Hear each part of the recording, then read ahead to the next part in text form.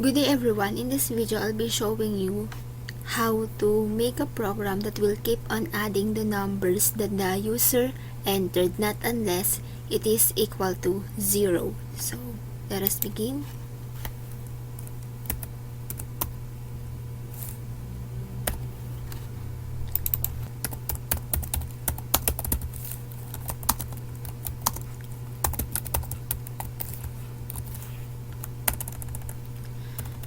The first thing that we need to do is to declare our variables. For this program, we'll need two variables, which is int number as well as the total.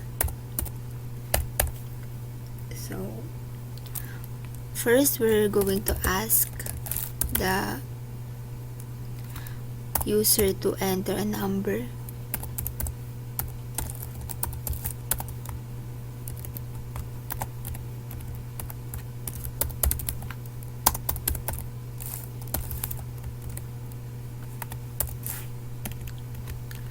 Since we have to get the data, we have to import java.util.scanner. I'm going to name my scanner sc scanner, and you can name your scanner whatever you like. It's all up to you.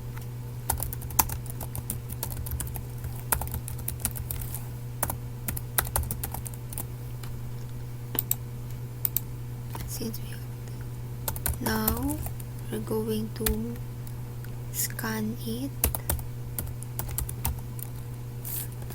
Next, then this line of code will show an error message, but I'll explain to you why.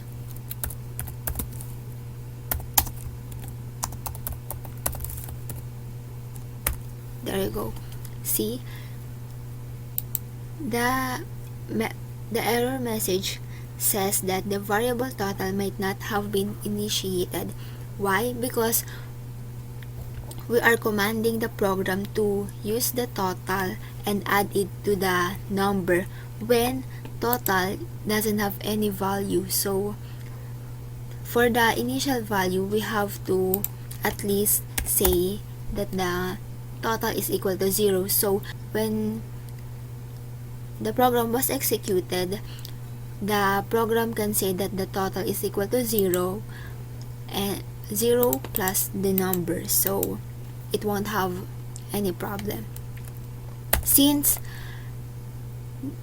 we're going to make a program that will keep on adding numbers, I'm going to use a loop, do while loop.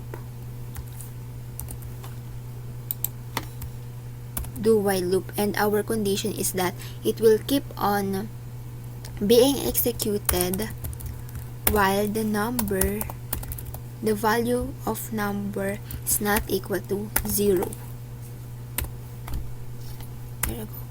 And then after that, it will display the sum, of course.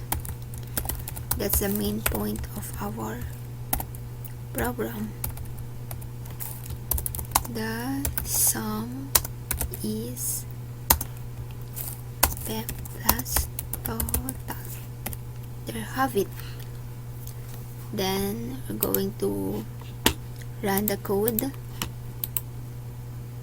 So when we entered number 23,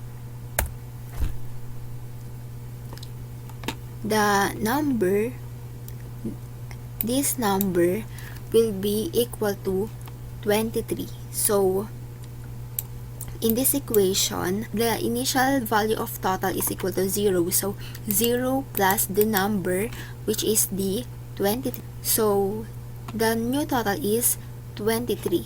So when we enter here 0, the total will be 23, since this is only the first loop.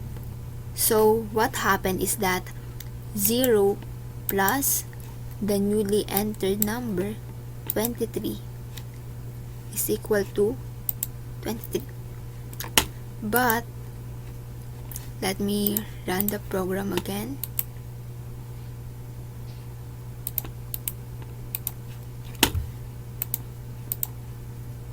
Let's say we have entered 23, then another number 23, 4, 6, 5, then 0, then the sum is 41.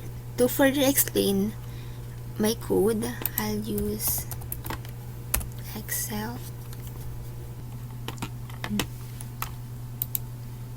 So this column refers to this total, and then this column refers to this variable, and the next one, this total refers to this total.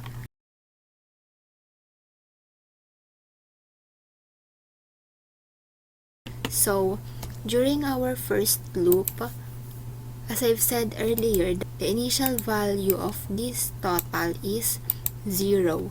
Then the user entered 23 during first loop, so the value of number here is 23. And then after that, we're going to add the total and the number. So the new total will be equal to 23. So this total will be equal to 23. Now, the program will ask itself, like something like that, whether or not the number is equal to 0. Since number is equal to 23, then the answer here is no. If the number is not equal to 0, then it will execute this block of code again. So it will make another loop. So this time, value of total is not 0. It is now equal to 23, which came from this total. So now the value of total is 23.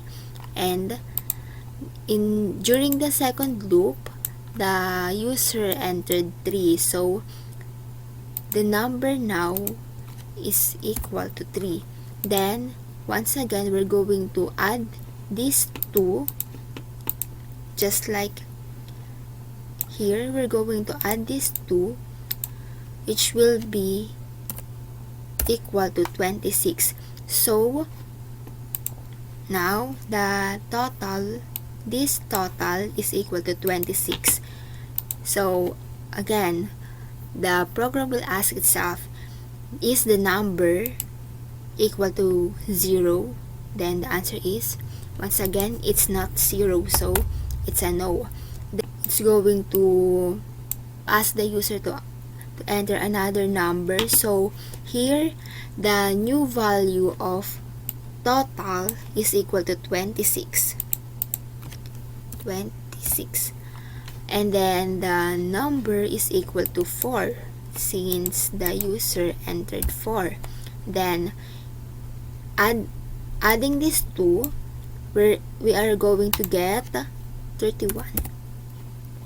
After that, the program will ask again if the number is equal to 0. Then since it's not equal to 0, it's going to make a loop again. And since it's 31, just like that, we're going to place this 31. Then the added number is 6, so we'll place this 6. And then the new total is equal to 37. 37. Is the number equal to 0? No. If not, then we're going to make another loop. So 37 is equal to 37, then the number is equal to 5, then the new total is equal to, I made a mistake, I'm sorry for that. This one is only 30, so we're going to adjust things. 30 36, then this is 36 plus 5, then it's 41. This one is 41. So once again, the program will ask itself, is the number entered equal to 0? The answer is no. So it will make another loop. So now the total is 41. And the user entered 0, so I'll place the number is equal to 0, and when you add these two, you will get the sum of 41. So again, the program will ask itself, is the number equal to 0? Now the answer is yes. So since our do-while loop have the condition that if the number is not equal to 0, it will continuously loop or execute this block. But since the number is already equal to 0, then it will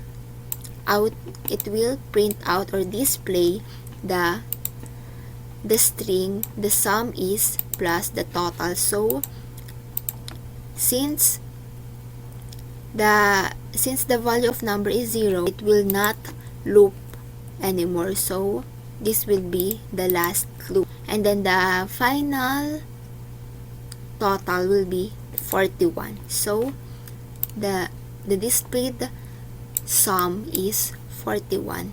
I hope you understand my explanation for this program. So once again, this is a simple and short program for our video today. I hope you learned something.